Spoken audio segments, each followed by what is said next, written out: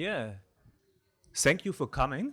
Welcome to the talk about API gateway recipes. I have some recipes for API gateways that are using just basic, simple API gateway functions, fundamental functions that you can find in every gateway or almost any gateway. The recipes, they are quick, they are simple, and some are even dirty. I hope that you will find one or two of those recipes useful for you. So let's get started. Couple of words about me. I'm Thomas from Predicate, and I'm involved in the development of the Membrane API gateway. But today it's not about Membrane, it's about all API gateways. Yeah, and I like to cook and I collect power tools as a hobby. So we have two parts, and in the first part I introduce API gateways and I want to make sure that we have a common ground. So it's a recap about API gateways. And the second part is actually about the recipes. So yeah, I had to buy a device, this device here in the market. Otherwise, yeah, the screen would be black now. Yeah, and when you look at this device as an API developer or expert, what do you see?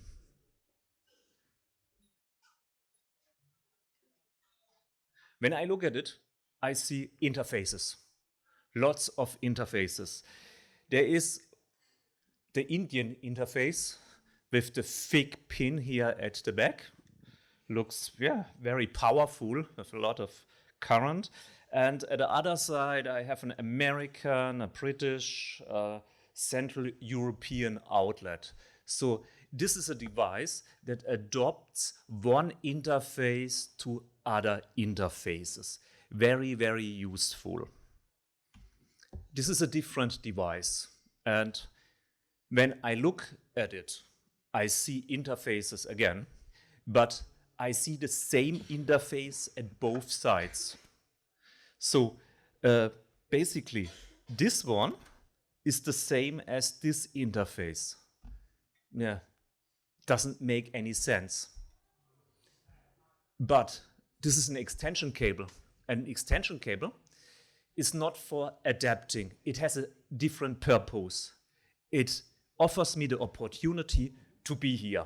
Otherwise, I would stand here in the corner where there's a wall socket. With the extension cable, I can stay here. So I get additional value, even I'm able to put my laptop directly in the plug over there. So, and now let's come to APIs. You see a backend at the right, a client at the left, and the client could directly send a request to the server and get back a response. Okay, fine. But now let's put an extension cable behind. One that offers the same interface as the backend. And so we can have a client that transparently connects to the extension cable, and this time an API proxy or an HTTP proxy even. And this sends the request to the backend. And the backend, it gets processed and you get a response. And the response goes back to the gateway and from there to the client.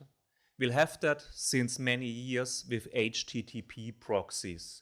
You have those devices in demilitarized zones when you enter or when the connections enter your company.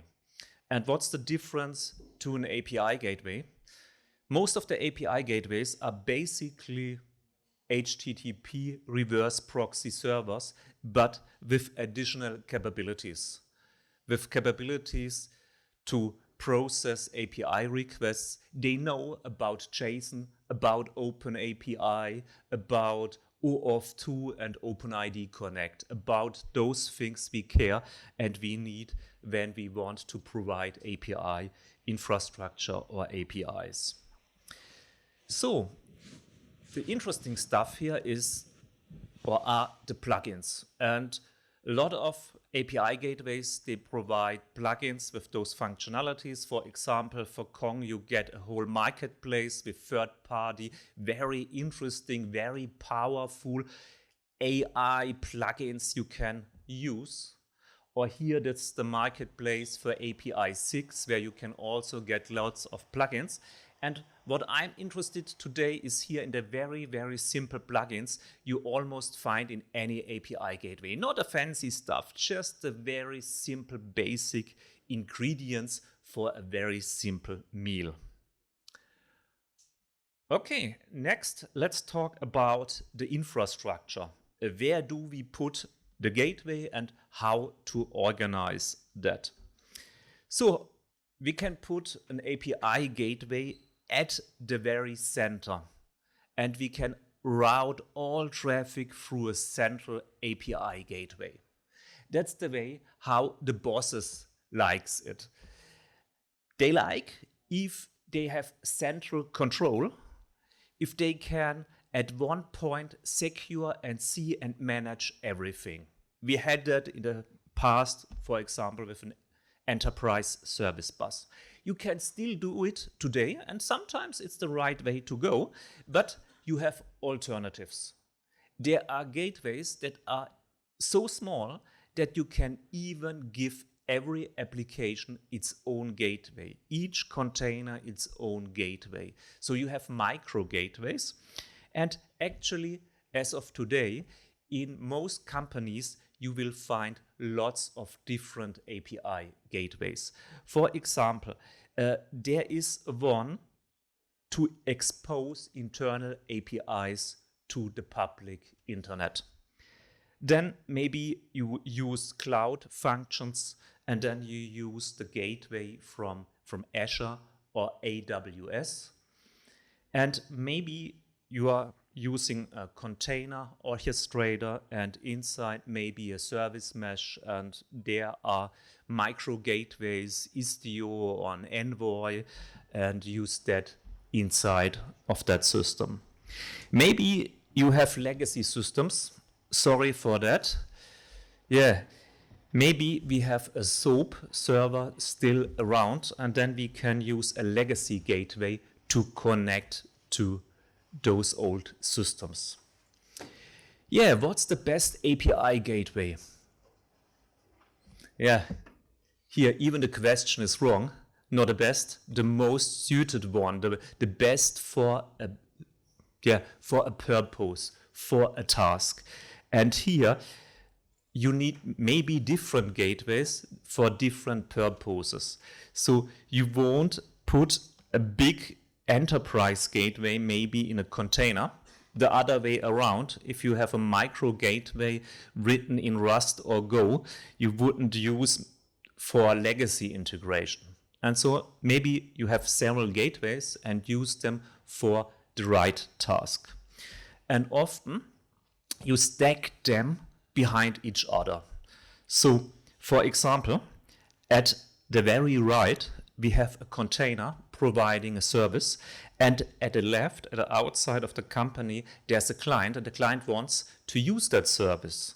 And then, of course, there's a load balancer, and this is also an HTTP proxy, and it routes the request to an API gateway in a demilitarized zone. There we might check authentication and do some security stuff, and then we have an internal gateway, and then maybe we have an ingress controller to get into a container orchestrator, and then we have a sidecar container, and so on. So with 6 single connections, all of those are single connections, and one route is going through all of those. We need a lot of resources, and the latency adds up. But it's not that serious, because the latency penalty you pay with each step is not that big usually. So we tried to stack 500 API gateways in one row, okay, on one computer, And a call then took just 200 milliseconds to go to all 500 gateways and back again. So the penalty is not that big, but be sure not to put all the features and activate all the features in all the gateways. So you should concentrate the functionality, for example, here for security, and maybe somewhere else do just routing that's really cheap. Okay, speaking of routing, let's have a look at routing. So we have backends and a call is coming to the gateway. And then the gateway has to decide where to route it. And the most basic routing, I think all of you use that, is a path-based routing. So we have a path / products, and then this path is matched against the APIs. And these APIs here are basically rules or definitions. There's not much there. The real implementation is here at the back end. But here, the rules are matched. And then we see products is not matching orders and product is not matching customers. But then the last one matches, and then this one is used to route the request to the back end. And many gateways are organized that way, that you have a list of APIs, and then the matching is trying each one in a sequence, and we can use that as a tool. What can you use as a routing criteria?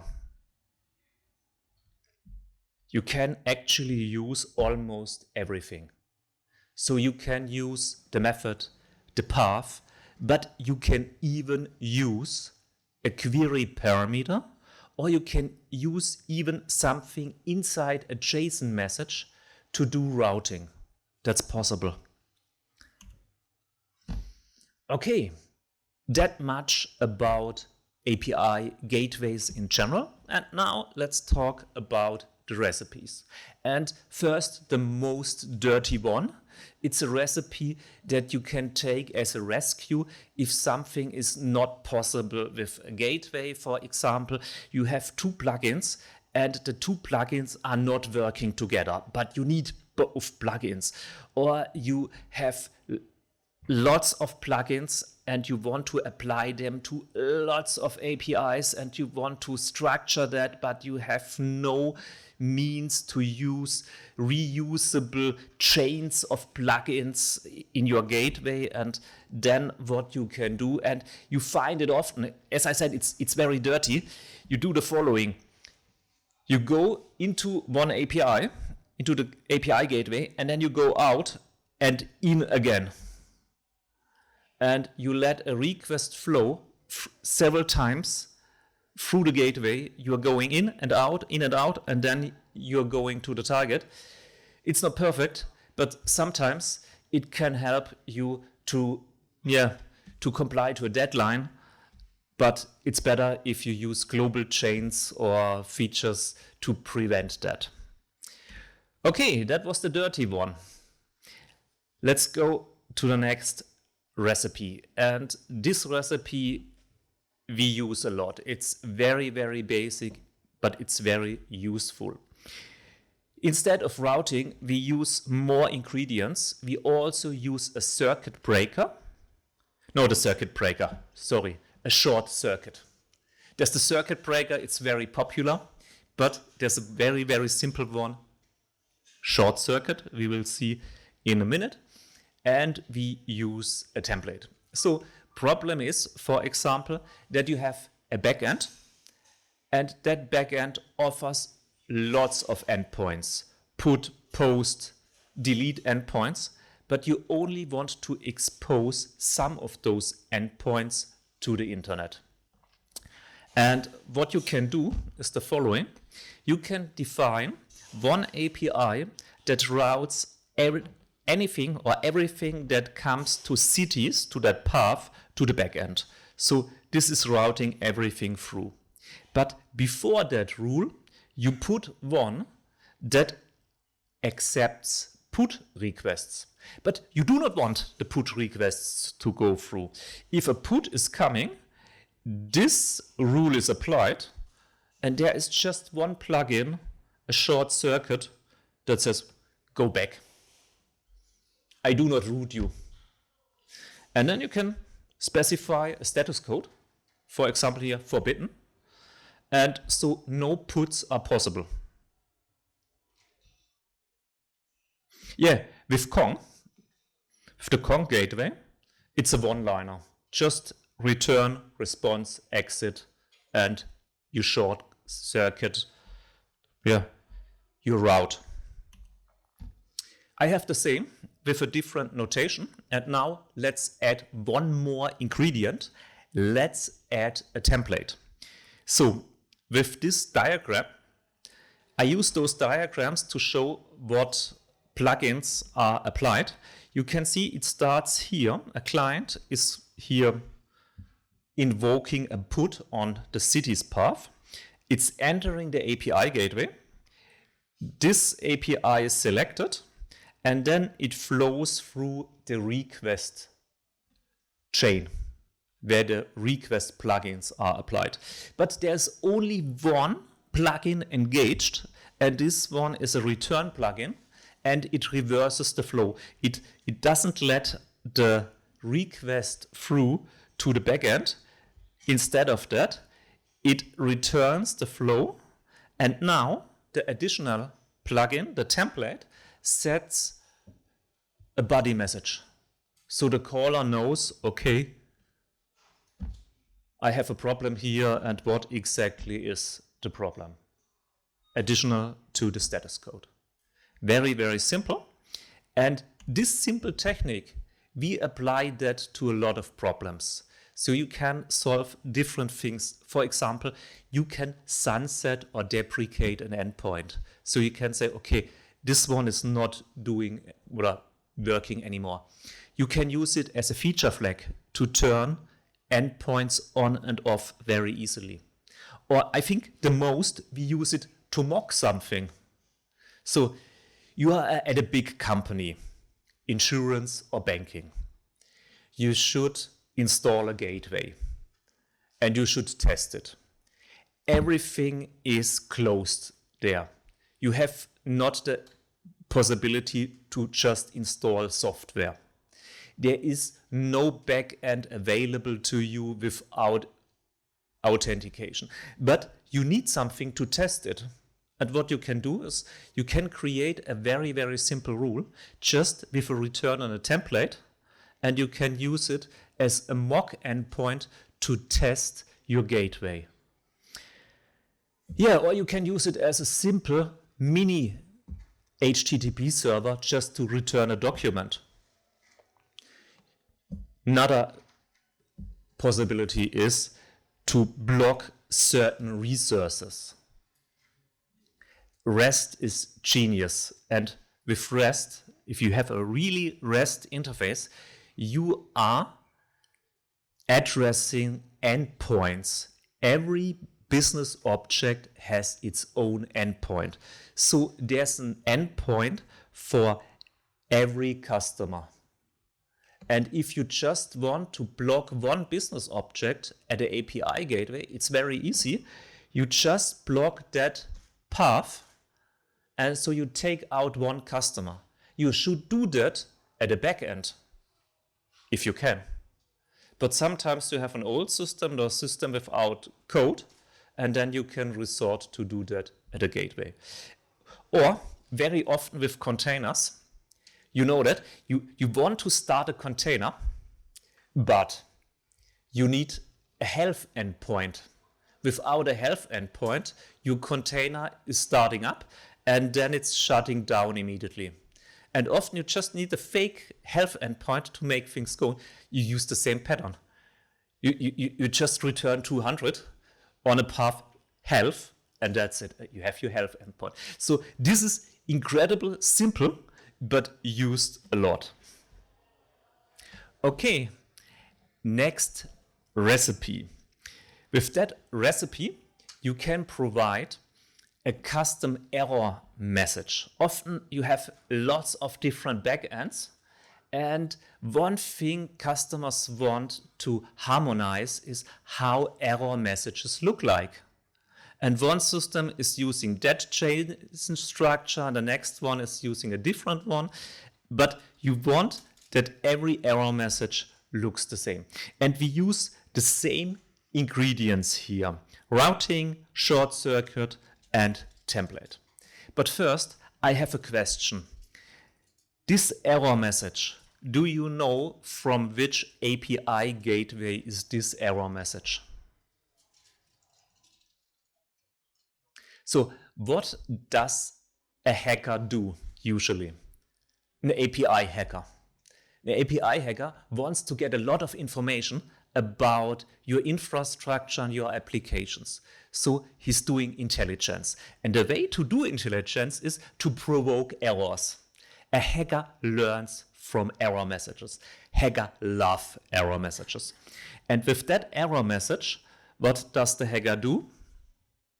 Today, in 2025, ask ChatGPT. So you just ask, from which API gateway is this response, and what you get back. And this is a quote that you get really back with that. This is a response, is characteristic of Kong API gateway. So you know it's Kong because it's this error message. So there's nothing wrong with Kong. I could have used any other gateway. Each gateway has its own error messages. So what can you do? With some gateways, you can customize this. If you cannot customize this, very simple trick. You create one API that accepts everything, every method, every path. And you put it at the very end. And so if a request doesn't match any API, it falls through. The last one is matching. And then maybe you log that you know what's happening. And you return your own error message.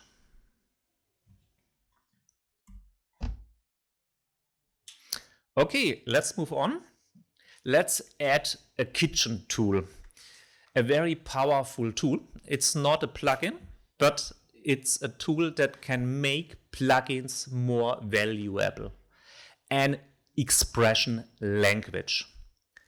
An expression language is much simpler and reduced than a full-scale programming language. It's an expression language to just take out and evaluate one expression or a condition. So for example, JSON path. I think you all know JSON path. And here at the left side, there's a JSON document. And now you can write very, very simple queries. For example, you can ask it $meta count, and then you get the content from the count field. Or you can use powerful queries like that one. Give me all product names. So you get back banana, blackberry, and cherry here. And this is just one example of an expression language. If you're unhappy and have to use XML, you use XPath, for example. Or you can use other expression languages to access objects. And with the expression language, you can access objects from your API gateway. And usually it is the request and the response that you can access. And it's provided often by a data structure like an exchange here. And I have some examples for you. Let's take a rate limiter. A rate limiter has to count. But counting is not that simple. To count the requests, you do not have to count every request, but you have to count a request per client. If the client is not authenticated, you use maybe the client IP address. That's all you have. But if the client is authenticated, you use, of course, the username. But then you have to tell the rate limiter where to find the username. Sometimes you have options where you can click, but there are so many possibilities where the username can be that it's better that you have the flexibility just to use an expression. For example, if it's inside a JSON document, you can use a JSON path, $user, for example. If it's in a JSON web token, you use JSUB. And you can even do some things like combining a username with a path, and then you have a rate limit that limits the access to each path. So that user can just call maybe 100 times in an hour each endpoint. And that's only possible if you have an expression language. Or another application is to find or to take out an API key or condition to match a status code. Here we check if the status code is 400 or 500 and if it's an error, for example. And depending on the technology of your gateway, you have different languages. For example, AWS uses the Velocity template language, or the Go-based gateways, they use Go templates, or the Java ones use the Spring expression language. What's even more powerful is if you put in a script. So most gateways have the possibility to put in Lua script, Groovy, JavaScript to execute more code. And there you can do almost anything. But it's more complicated than just using expression somewhere. But it's even simpler than to write your own plugin. Usually you test custom code with a script, and if you use that script often, you write your own plugin and use the plugin. Okay, now let's use that ingredient, the expression language, for a conditional for if, and we add if as an ingredient for the next recipe. Again, error handling, and this time it is to harmonize or to standardize error messages, so you always get the same error message back from your backends. And of course, the request part, there's no plugin engaged. Then the call is coming back, and then you can have tests against the outcome of this invocation. For example, you can test if the status code is between 400 and 500, and if this is the case, you return this error message. If you have XML support, you can even then use XPath to generate your error message. Okay, let's move on to security. And yeah, sometimes, you should use maybe some cool authentication mechanism or Auth2, OpenID Connect and so on. But sometimes you have just to open up an API for one client. And you have to do it till tomorrow. And those guys controlling the authorization server with their processes, they need at least 2 weeks to set it up. And it's maybe too complicated just for one client. And what you can do is you can use API keys, and to set up an API management and API keys for just one client is too much. And so this is also kind of dirty, but it can save your product, it can save your timeline. Sometimes you just hard code an API key. And it can work like that. You put a conditional into the request, you check for the API key. If it doesn't match, you give back an error message, and that's it. But as said, it can save you. But if you have the time, or you may want to make it properly, don't use that recipe. Let's stick with security. This one I like that a lot. It's from a coworker. And my coworker was working at a project and they needed JSON web tokens. But yeah, it was too much effort to set up a token server, and they didn't want to use a token server from the cloud. But they had as a requirement, they have to use JSON web tokens. And so he thought, maybe we can create the tokens very, very easily with the gateway. And so he did the following. He said, okay, just use an authentication mechanism. For example, basic authentication or API keys. Doesn't matter. I use basic authentication because it's very, very simple. The client sends a request with basic authentication. Then we check that. And the username will be set into a variable or a header field. And we use that header field, the username, to put into a JSON template. And then he wrote a JSON web token signer. And this signer takes the output from the template, signs it, and returns it to the client. And so he has a very simple token server. So what does that signer do? It adds the expiration fields and the signature.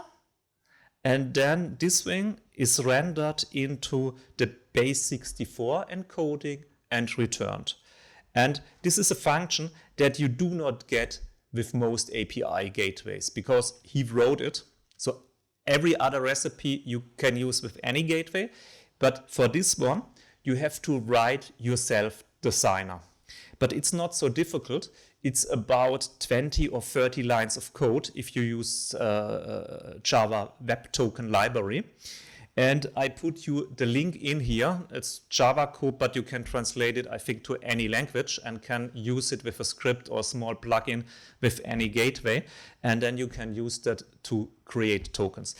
And since he wrote that, we use that a lot also for other things. For example, we need to exchange an API key to a JSON web token. Then we put API key authentication first. We used the information from there to put it into the JSON web token and return it. Or other thing, to exchange one token for a different token. You can also do that with that. It's not a replacement for a key clock or Azure Entra or something like that. It's just for sometimes a very simple alternative. If you have the time, if you want to make it, probably use the authentication server. If you need small solution somewhere, you can use something like that. Okay. Yeah, let's stay with security, but this time we have a different topic here, orchestration, but we use orchestration for security, and you can do that if your gateway has a feature to do a call out. Lots of API gateways can do a call out, so they can send a request out. And we sometimes use that if you have an old backend that has a cookie-based authentication or has a login method that you have to call, and then you get something back and then you have to send it. And of course, you do not want to use that with your new clients. You want to use JSON web tokens with your new clients. And what can you do? You protect an API with JSON web tokens. And then you prepare a request. You use the template to prepare the right body content. You use a set variable or set header to set the HTTP headers that are needed. And then you make the call to the login function to get back a cookie. And then the request from the client that was piked is modified, the cookie is added, and the backend is called. Yeah, that's it. And so you do not have to change the backend. Sometimes you have code you do not want to touch, or the guys that wrote it are already retired, and then you can leave the backend and you can have a nice authentication scheme there. And so you can solve the problem if one call is not enough to authenticate.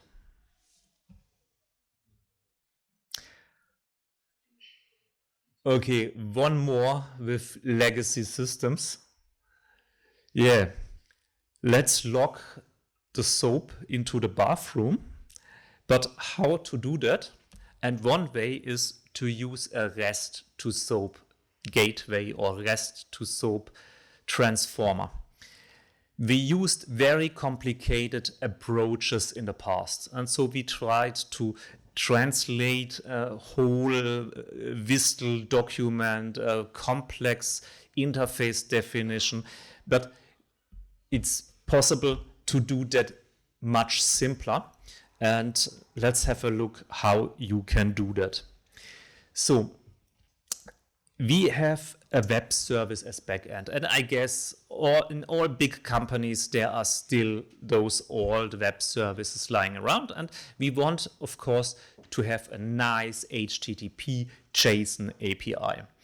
But the web service needs a request like that, a post with an XML document with those ugly namespaces, and you get also back XML. But what you want is you want to send something like that, and you want to get back JSON, of course. And in that case, what I'm doing is I use that SOAP UI tool. I make a call with SOAP UI, and SOAP UI generates me this structure. I copy that, and I copy that into my template. And then I replace the values there with queries against my input. So if I want, or if I have to specify the name here, and I have to specify the population there, I'll take it from the JSON and place it into the template. And a nice thing is, I have co-workers, they are too young to know XML, but they can fill out the template without knowing really XML. They just use the template, they fill it out, and that's it. Yeah, maybe we have to use a set header plugin to set a SOAP header, and then it works. But the trick is that for every operation, if your WSDL has 10 operations, you need to replicate that 10 times. For each operation, you use that setup, and you use an API that matches exactly that post and that path.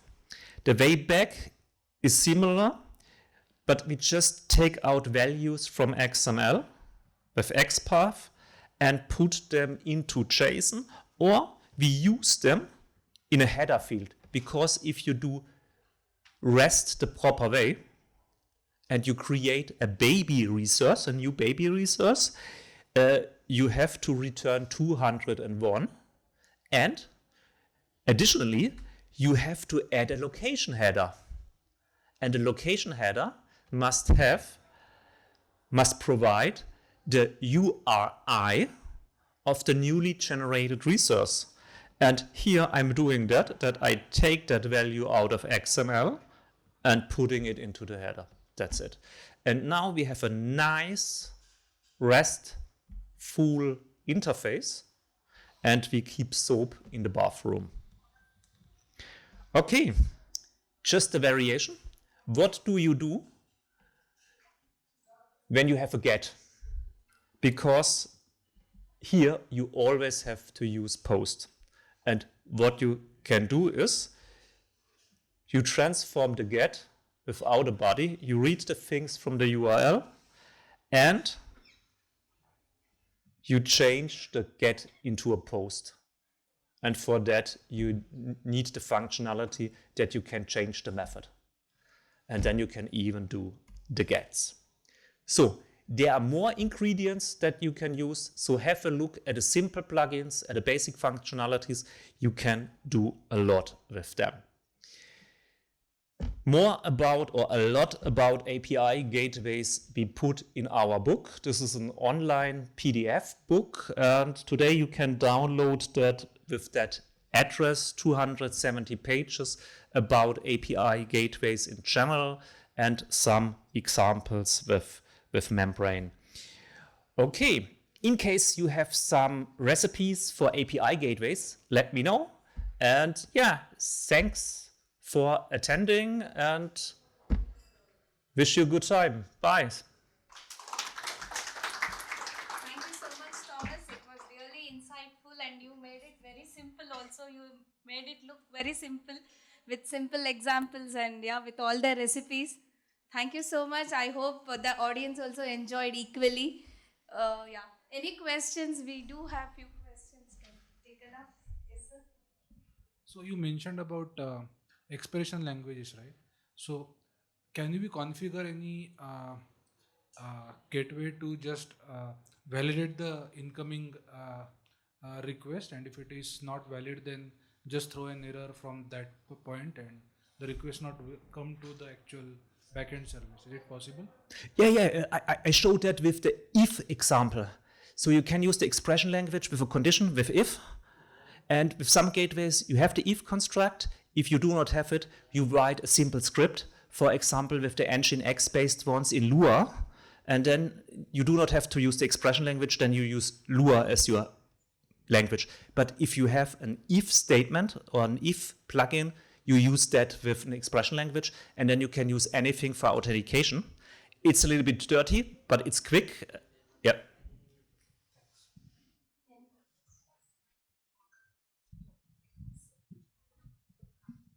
Yes, so we use a lot of SOAP actually.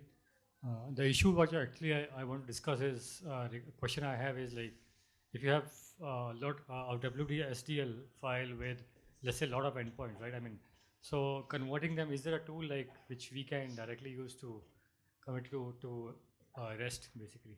Yeah, we tried that in the past, but it's very hard because you have to understand something about a business domain, because you have to map a request that's called create something or do something, and then you have to think, is this a post, is this a get, and match that. And this is really hard, and a machine cannot do that properly. With AI today, probably, but in the past it was very hard.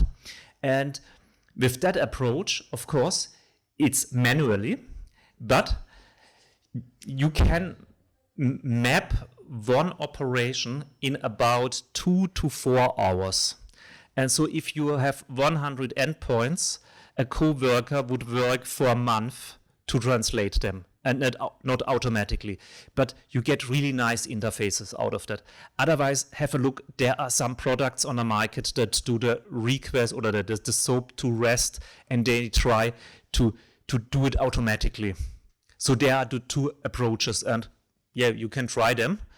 And what we tried a complex one in the past, and now we resorted to that. And for us, from the effort, it's okay. We are also doing the same thing, using the SOAP UI and then converting them. Yeah, with SOAP UI, you spare a lot of time because you get a structure. You just copy it in, and you can be very quick. Yeah. Thank you. Anybody? Any more questions we have?